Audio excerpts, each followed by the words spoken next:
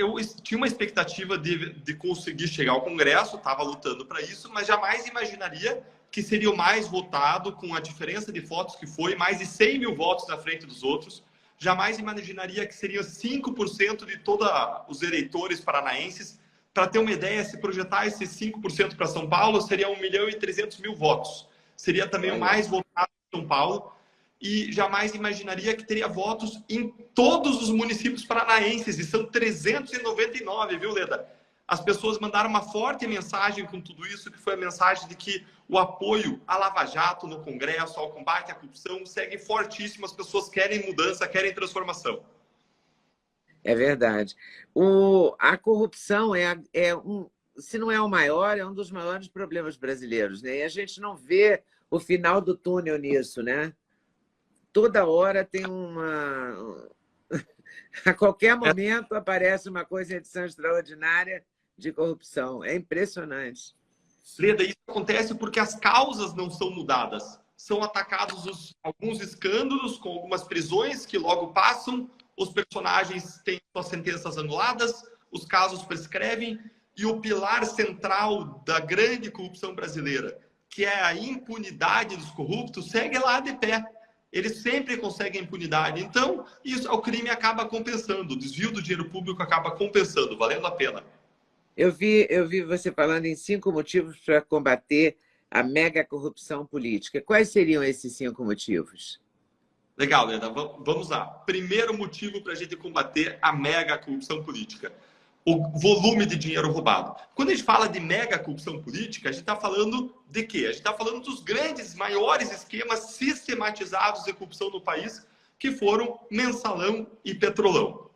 O primeiro motivo para a gente combater essa mega corrupção política é o tamanho do dinheiro, o volume do dinheiro que é desviado dos serviços essenciais: saúde, educação, segurança e por aí vai. E a gente está falando aí de bilhões desviados. E às vezes as pessoas perdem a noção, Leda, da diferença entre milhão e bilhão. Porque é tanto número... de perder a noção mesmo. Né? É tanto dinheiro que a gente nem realiza. Né? É assim, e um matemático, ele desenvolveu uma estratégia para mostrar a diferença. Ele calculou quanto que dá 1 milhão de segundos e diferenciou 1 milhão de segundos de 1 bilhão de segundos. E para isso, tornar isso mais concreto, a diferença entre o milhão e o bilhão. E olha só, Leda, 1 milhão de segundos dá cerca de 12 dias.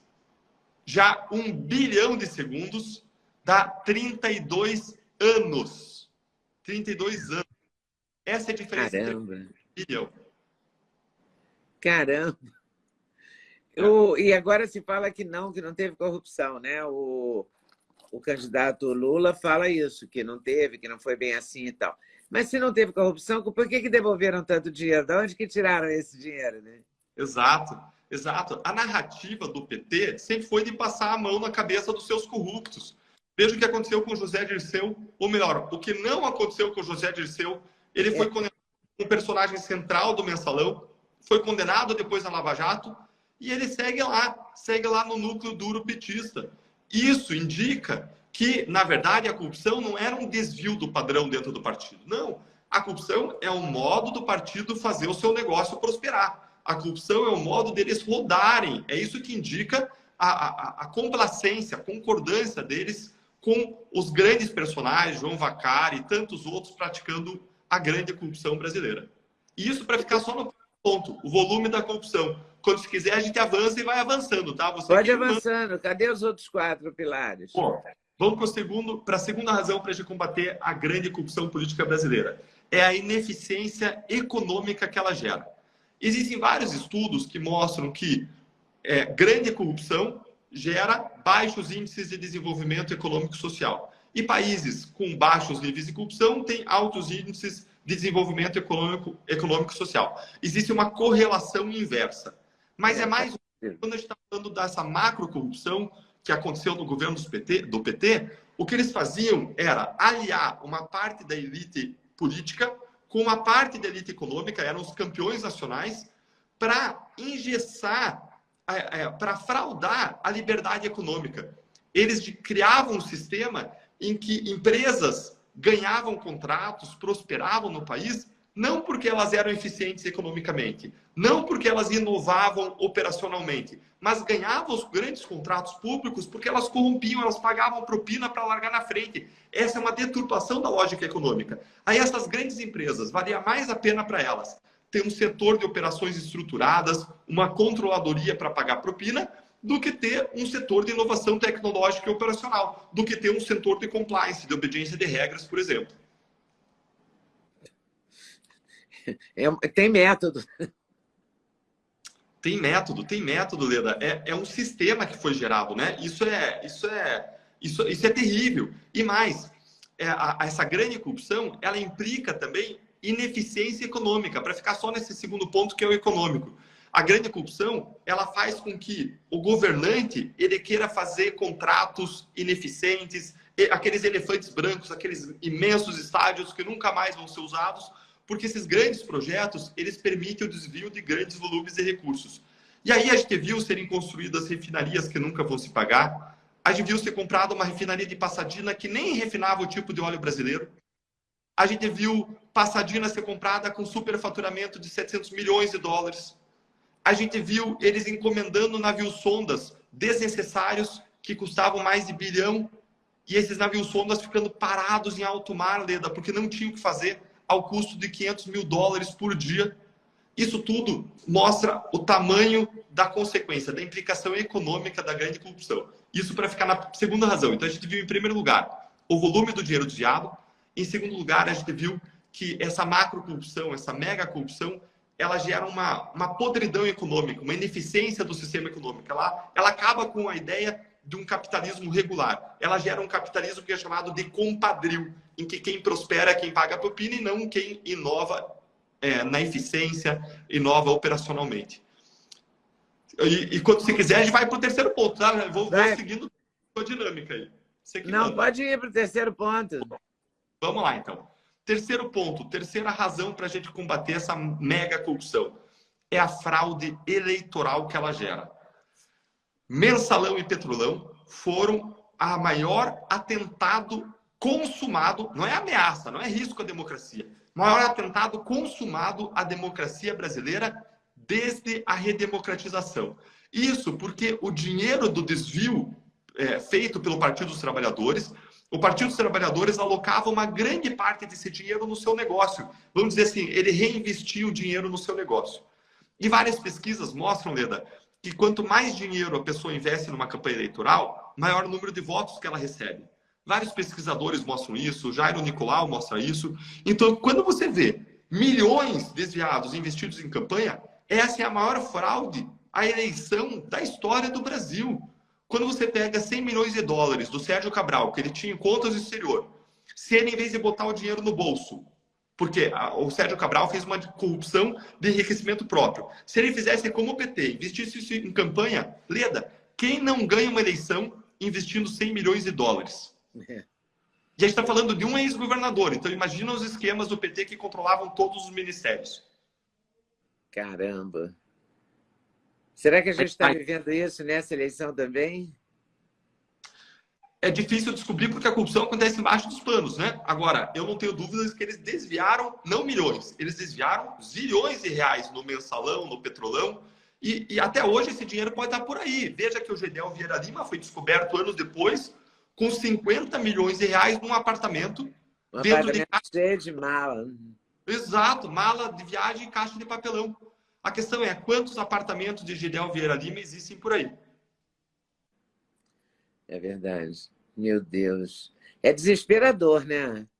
É desesperador. Eu não sei como é que vocês não desesperavam, mas vamos, agora é o quarto pilar. Vamos para o quarto. A gente falou, então, de volume do dinheiro desviado, a gente falou da ineficiência econômica que gera, a gente falou da fraude eleitoral e perpetuação do poder que gera, e agora a gente vai falar de compra de votos. O dinheiro do Petrolão e Mensalão, era usado também para conseguir apoio dos parlamentares, para conseguir comprar o apoio dos deputados e senadores. Veja o tamanho da deturpação que isso é. Qual que é a ideia básica de um Congresso Nacional, Leda? Você escolhe um deputado e um senador para quê? Você escolhe para ele te representar você, é claro. Para ele votar de acordo com os interesses do país. Para ele votar nos bons e votar contra os que são ruins. Só que aí eles compravam o senador e o deputado para ele votar de acordo com o interesse do governo, fosse o projeto bom ou ruim, de acordo com o interesse público no ponto de vista daquele senador ou deputado. Então, eles fraudavam a democracia, eles controlavam, eles quebravam a divisão de poderes. A separação de poderes era violada, porque era um poder mandando no outro, um poder cooptou o outro. Eles engoliram o legislativo comprando voto. É como se não existisse legislativo. Isso é extremamente autoritário, como você pode ver. E o judiciário entrou aí também? A gente não encontrou... a gente teve algumas delações que apontavam envolvimento de algumas pessoas, ministros. Teve a delação do Sérgio Cabral, só que essas delações não foram para frente porque, por exemplo, o Supremo Tribunal Federal não homologou essa delação. Não homologou. Então, surgiram algumas pontas... Essa é a parte mais difícil, né? Quando chega no Poder Judiciário. É assim, assim, quando a gente olha, nenhuma instituição é imune à corrupção. Nenhuma instituição é imune à corrupção. Ao mesmo tempo, a gente não pode acusar de modo leviano, sem a gente ter prova, quando você olha mesmo os esquemas do Lula, tá? O quanto que a gente acusou dos esquemas do Lula. Gente, teve muito mais coisa que ficou debaixo de suspeita, que a gente estava investigando, mas a gente só fez acusação quando a gente tinha prova muito robusta, quando tinha prova suficiente para condenar. Tanto que na primeira acusação do Triplex ele foi condenado em 3 instâncias. Na segunda do sítio foi condenado em 2. E a acusação mais escancarada, a mais escrachada, a mais grave, ainda estava para ser julgada, que era a acusação do caso do apartamento de São Bernardo do Campo, do lado de onde ele morava, que foi comprado com o dinheiro que veio do Odebrecht, e ele quebrou a parede e passou a usar como se fosse dele. Esse não chegou a ser julgado? Não chegou, porque o Supremo derrubou as provas antes desse caso ser julgado. Mas esse caso era o mais escancarado. Esse caso aí envolvia um benefício pessoal para ele de 12 milhões de reais. O primeiro caso do Triplex foi um benefício pessoal de 2,2 milhões, fora toda a corrupção dos contratos pela qual ele foi condenado. O segundo caso do sítio envolveu um benefício pessoal para ele de 1 milhão de reais, fora os contratos e a corrupção dos contratos pelas quais ele foi condenado. E o terceiro caso envolvia um benefício para o Instituto Lula e para ele, no valor de 12 milhões de reais, fora os contratos de corrupção da Petrobras, fora a corrupção dos contratos pelas quais ele foi acusado também nesse terceiro caso. Se você pegar, às vezes as pessoas acham que o benefício da corrupção tem que vir por meio necessariamente de dinheiro em espécie. Isso é um erro. O benefício da corrupção pode vir por um imóvel, pode vir por uma reforma, pode vir por uma cozinha kitchens, pode vir pela compra do imóvel do lado de onde o cara mora, e o cara quebra a parede e começa a usar, como foi o caso dessa terceira acusação, que indicava isso, que não foi julgada de novo, né? Foi uma acusação que existiu. É claro que a gente tem que lembrar que o Supremo Tribunal Federal anulou, mas jamais absolveu e jamais inocentou, jamais disse que não tinha prova para condenar, jamais disse que ele era inocente. O que o Supremo Tribunal Federal fez foi anulado da mesma forma como o nosso sistema de justiça anulou os grandes escândalos de corrupção até hoje, Helena.